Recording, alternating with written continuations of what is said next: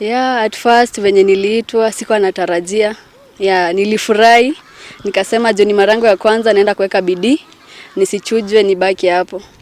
Yeah, kitu mimi naweza ambia mafans, mtu support tu hivyo na tunaamini tunabeba hiki kikombe. Hatuwezi wa disappoint. Tuko very aggressive like tuna face your tournament. Tuna hope kushinda. That's our target. Sababu tuna learn from each other. Kenya anajua sijui ananielezea.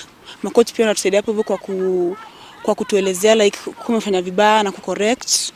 Kitu kwa hiyo then tunapata pia friendship like tuna interact. Unaniambia maybe you are from one community ingine so tunaweza ku exchange our cultures.